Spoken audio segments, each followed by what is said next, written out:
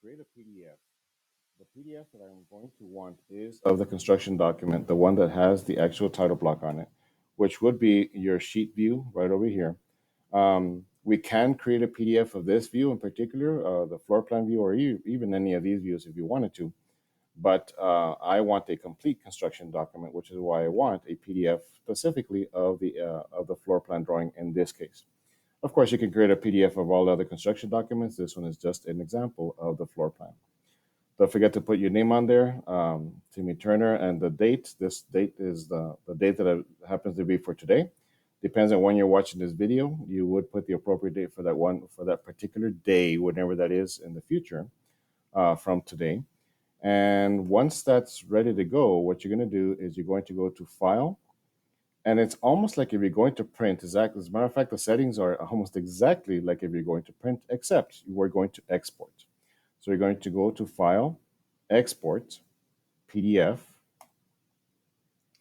On the PDF, a couple of things. There's going to be the current window, the file name. That just happens to be the name of the project. You can change it to something else if you want.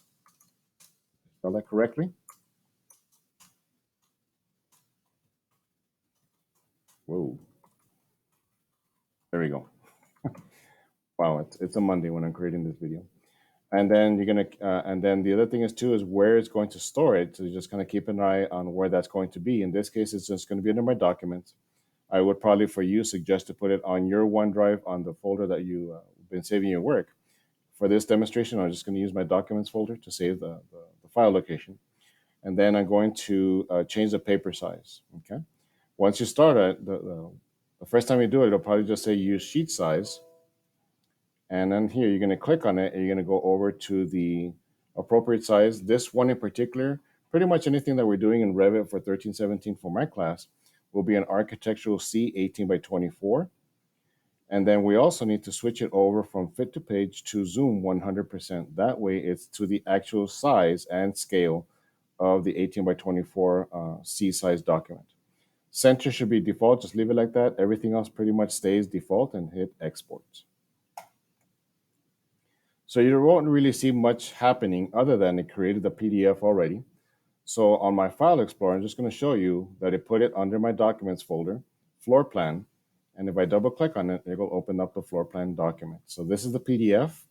It has all the information on there that we adjusted, the title block, the floor plan itself. You notice that the line work looks very nice and crisp and clean.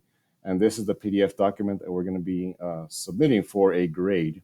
And it's good to know how to create PDFs. The industry is going to now using more PDFs in lieu of killing trees.